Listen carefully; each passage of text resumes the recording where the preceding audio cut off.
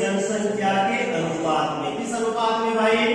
जनसंख्या के अनुपात में सदस्यों की संख्या का निर्धारण किया। प्रति 10 लाख की जनसंख्या पर, प्रति 10 लाख की जनसंख्या पर एक सदस्य का निर्धारण किया गया।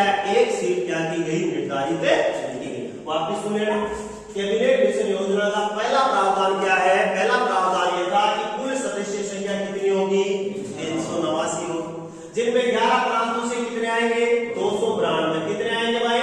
292। 4 केंद्र शासित प्रदेशों से 4, और जो देशी रियासतें थी 562, उनसे कितने आएंगे? 93। कुल मिला के कितने? 389। सबको याद हो गया? पक्का याद हो गया? धन्यवाद। आगे बढ़े। दूसरा प्रावधान, दूसरा प्रावधान ये किया गया,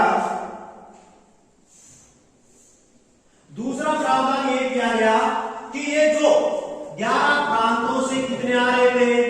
292, और 4 कहां से आ रहे थे? केंद्र शासित प्रदेश या चीफ कमिश्नर। कौन कौन सी थी?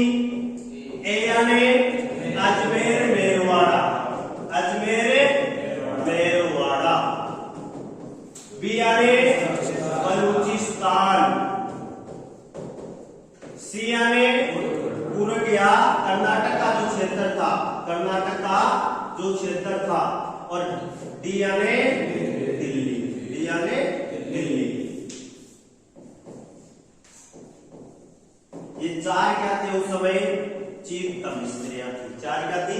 Chief commissioner. इनसे कितने हो गए? 7। यानी इन 296 को, इन 296 सदस्यों को कितने धार्मिक समूहों में बांटा गया?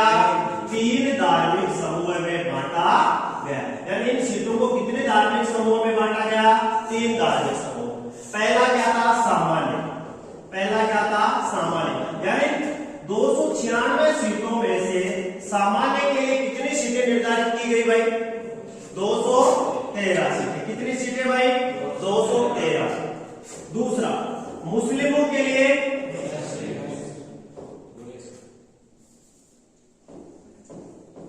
मुसलमानों के लिए कितनी निर्धारित की गई? 79। और सिखों के लिए 4 सीटें। यानी सिख बिरादरी के लिए कितनी सीटें निर्धारित की गई? 4 सीटें। कुल मिला के 296 सीटों को 3 धार्मिक समूह में बांटा गया। 213 का मतलब ये हुआ कि इन 213 सीटों पर किसी भी जाति का, किसी भी धर्म का व्यक्ति चुनाव लड़ सकता था। यानी सामान्य में किसी भी जाति, धर्म, क्षेत्र, रहन सहन, खान पान, रीति रिवाज, परंपराएं कुछ भी हो, वह व्यक्ति चुनाव लड़ सकता था। जबकि 79 सीटें केवल और केवल मुसलमानों के लिए रिजर्व थी। यहाँ पर केवल और केवल मुसलमान व्यक्ति ही चुनाव लड़ सकता था। जबकि 4 सीटों पर केवल और केवल कौन चुनाव लड़ सकता था? सिख व्यक्ति ही चुनाव लड़ सकता है। सिख धर्म को अपनाने वाला व्यक्ति ही क्या कर सकता था? चुनाव लड़ सकता। पहला प्रावधान क्या हो गया? 389 सीटें निर्धारित कर दी गई। 10 लाख की जनसंख्या पर एक सीट निर्धारित की गई। 11 प्रांतों से 292, 4 चीफ कमिश्नरों से 4, और 93 सीटें किससे? 562 देशी रियासतों से क्या कर दी गई? निर्धारित कर दी गई। यहां तक सबके समझ में आ गया? नेक्स्ट, तीसरा प्रावधान,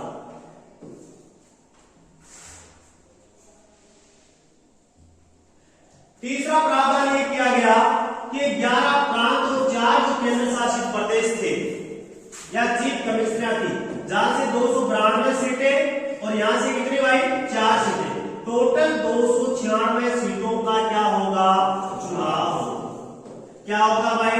चुनाव। अब देखो सबसे बढ़िया बात है, क्या बता रहा हूं, संविधान सभा क्या चुनी हुई सभा थी या मनोनीत सभा थी? क्वेश्चन ये आ जाए कि संविधान सभा चुनी हुई सभा थी या मनोनीत सभा थी, तो उत्तर क्या हो जाएगा? अप्रत्यक्ष रूप से चुनी हुई व मनोनीत दोनों प्रकार की थी। चुनी हुई भी थी और मनोनीत भी। मनोनीत कैसे?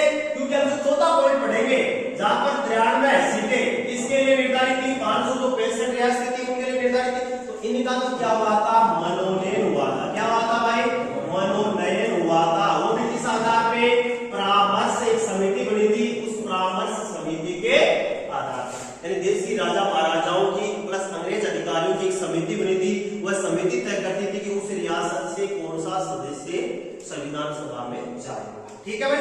अब देखिए, तो इन 296 सदस्यों का क्या होना था? चुनाव। तो चुनाव किसने किया, ये बात सुन ले। इन 11 प्रांतों की और 4 जो केंद्र शासित या चीफ कमिश्नर थी, यहाँ की जो विधानसभाएं थी, यहाँ पे क्या थी भाई? विधानसभाएं। फिर विधानसभाओं के जो जनता द्वारा चुने गए क्या कहलाते हैं? एमएलए। इसके विधानसभा के सदस्य क्या कहलाते हैं भाई? MLA, member of legislative assembly.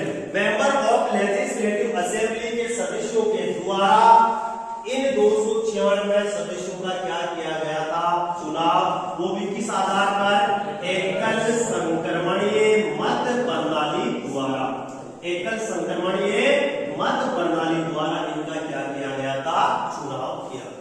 3 प्रावधान पढ़ चुके हैं। पहला प्रावधान 389 सदस्यों के 10 लाख की जनसंख्या पर 1 सदस्य होगा।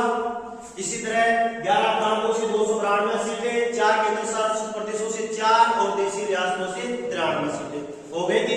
इसके बाद दूसरा प्रावधान ये पढ़ा कि जो 296 सीटें थी, इनको 3 धार्मिक समूहों में बांटा गया।